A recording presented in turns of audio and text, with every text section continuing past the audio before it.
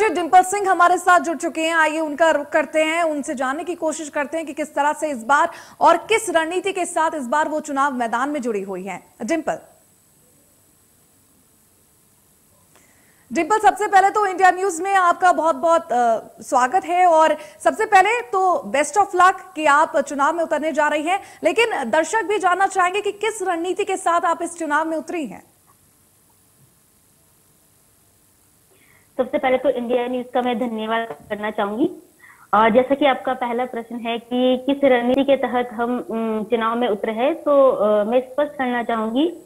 जैसा कि हम देख रहे हैं, आम आदमी पार्टी जिस तरह से दिल्ली में लगातार जनता की सेवा कर रही है और कहीं ना कहीं भारत की एक ऐसी उभरती पार्टी के रूप में आज वो खड़ी हो गई है कि हर आम आदमी अपने राज्य में एक ऐसी सरकार चाहता है जिस तरह से केजरीवाल जी ने काम किया है।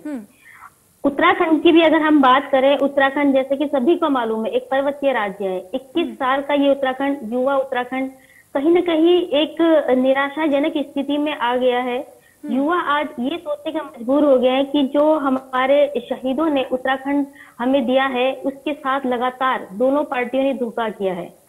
आम आदमी पार्टी ने एक विश्वास जताया है लोगों के बीच में जाकर कि जिस तरह से दिल्ली में काम हुए, विकास के काम हुए, दिल्ली में शिक्षा स्वास्थ्य के ऊपर काम हुए, महिलाओं के लिए सबसे अधिक अगर किसी राज्य में काम हुए तो वो दिल्ली है। उत्तराखंड भी उसी परिप्रेक्ष्य में उत्तराखंड की जनता आज आम आदमी पार्टी को चुन रही है। हम लोगों के बीच में जब जाते हैं तो एक विश्वास आम आदमी पार्टी के लोगों पर, कार्यकर्ताओं पर जनता जताती है और कहती है कि हाँ, इस बार जिसको दूसरी पार्टियां तीसरा विकल्प कहती है, जनता उसको पहला विकल्प मानकर अपना सहयोग कर रही है, उसको सपोर्ट कर रही है। और बात करें रणनीति की, तो जिस तरह से आम आदमी पार्टी का प्रत्येक कार्यकर्ता एक सैनिक की तरह डटा हुआ है मैदान में, भ्रष्टाचारियों को उत्तराखंड से कहीं ना कहीं हमने लोहा लेकर यहाँ से इस बार उनको बाहर का रास्ता दिखाना है और उत्तराखंड में आम आदमी की सरकार बनाकर शहीदों के उत्तराखंड का सपना जो हम बार बार कह रहे हैं, कोठियाल जी के नेतृत्व में, केजरीवाल जी के नेतृत्व में उत्तराखंड नव निर्माण हमने करना है।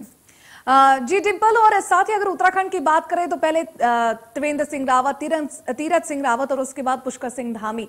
अब आपका जो मुकाबला है वो महान दिग्गजों से होने वाला है, तो आपको अपनी पार्टी को मजबूत रखना है। जमीनी स्तर पर भी आप जिस तरह से आपने बताया कि आप काम कर रही हैं, तो आपको क्या लगता है कि इस बार आप है वो उत्तराखंड में सेंध मारती हुई नजर आएगी?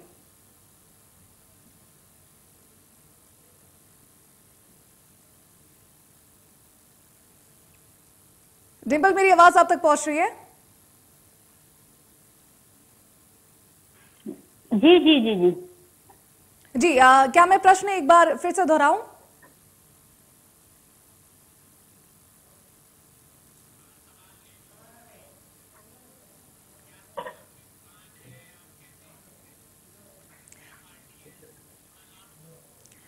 डिंपल, जिस तरह से अगर उत्तराखंड में सियासत की बात करें तो तीरथ सिंह रावत, त्रिवेंद्र सिंह रावत आए, पुष्कर सिंह धामी आए, तो दिग्गज नेता पक्ष ये बीजेपी से भी आए हैं, तो इस बार आपका जो मुकाबला है वो काफी कठिन होने वाला है। तो किस तरह से आपने जो तैयारियां कर रखी है, क्योंकि जिस तरह से आपने मुझे बताया जमीनी स्तर पर भी आप काम कर रहे हैं, तो क्या इस बार आप उत्तराखंड में सेंध मारती हुई नजर आएगी? देखिए, मैं बताना चाहूंगी, दिग्गज बनाने वाले किसी भी नेता को जनता होती है और जनता किसी भी व्यक्ति को दिग्गज बना जाती है। ठीक है, आप बात करेंगे आम आदमी पार्टी की, तो आम आदमी पार्टी में जो भी व्यक्ति है वो कहीं ना कहीं आपने देखा होगा कि राजनीतिक परिवार से कम और एक वैसे व्यक्ति हैं जो परिवर्तन करना चाहते थे अपने समाज के लिए, जिनके अंदर कहीं ना कहीं कुंठा, एक आप कह सकते हैं कि एक आग थी अपने शासन, अपने सिस्टम को लेकर कि इसको बदलना व्यथित थे वो लोग। तो वो लोग जब धरातल पर उतरते हैं, लोगों से 1 to 1 बातचीत करते हैं और जब कनेक्ट होते हैं डायरेक्ट जनता से, तो वही दिग्गज बनकर उभरते हैं। आपने देखा होगा कि दोनों पार्टी ने जो 20 साल में किया है, जनता इतनी त्रस्त है कि उनका सीधा कहना है कि हमें बहुत आशाएं थी कि एक छोटा पर्वतीय राज्य बनेगा उत्तराखंड और हर घर से हर बच्चे को रोजगार मिलेगा, अच्छे स्कूल होंगे, हॉस्पिटल होंगे, पहाड़ में हर जगह अच्छी सड़कें होंगी, लेकिन आज क्या उसके मायने नजर आते हैं। आप देखते होंगे कि बरसात शुरू होते ही सड़कों पर हादसे शुरू हो जाते हैं।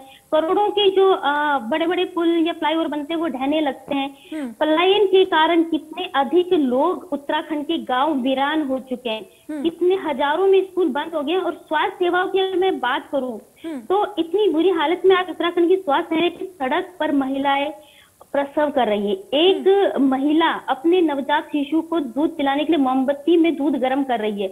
ये खबरें लगता है कि सिर्फ मात्र अखबारों में लिखी हुई लाइन है, लेकिन जनता इसको इस बार कहीं ना कहीं इस बात से पीड़ित है कि ये जो खबरें ही बनकर रह जाती, क्यों ना इस बार इन खबरों को पढ़कर कुछ इन नेताओं का इलाज किया जाए, इन भ्रष्ट मंत्रियों का या सिस्टम को इस बार कहीं ना कहीं सुधारा जाए। बात करेंगे जैसे आपने कहा दिग्गज नेताओं की, तो ये नाम के दिग्गज क्यों है, ये काम के दिग्गज नेता क्यों नहीं है? नाम के दिग्गज होने से बेहतर है कि नेता काम का दिग्गज बने और नेता को उसके काम से पहचान बने। आपने देखा होगा कि हमारे उत्तराखंड में एक बड़ा ही दुख का विषय रहा है कि सरकार बनाने के लिए दोनों दल एक दूसरे के नेताओं को आमंत्रित करते हैं और एक दूसरे की मिली भगत से सरकार बना लेते हैं। बाद में हालत क्या होती है वो आप भी जानते हैं। आज मैं नाम नहीं लेना चाहूंगी, आपको भी पता है, एक बड़े बहुत ही बड़े जिसको दिग्गज कहा जाता था, उस नेता की आज क्या हालत है। किस तरह से दोनों पार्टियों ने उनसे किनारा करना चाहा है। कारण क्या है कि सिर्फ ठगा है, सिर्फ अपने स्वार्थ के लिए, अपने निजी स्वार्थ के लिए कहीं ना कहीं उत्तराखंड की जनता के साथ छल किया है। तो मेरे मायने में दिक्कत वो है जो डायरेक्ट जनता के लिए बात करे, जनता की सेवा के लिए बात करे, अपने निजी स्वार्थ को एक तरफ रखे। जी डिम्पल, बिल्कुल। और आपको इस बार बहुत बहुत शुभकामनाएं। उम्मीद करेंगे कि आपकी पार्टी जीते और आपके सभी उम्मीदवारों को भी बहुत बहुत शुभकामनाएं। हमारे साथ जुड़ने के लिए आपका बहुत बहुत शुक्रिया।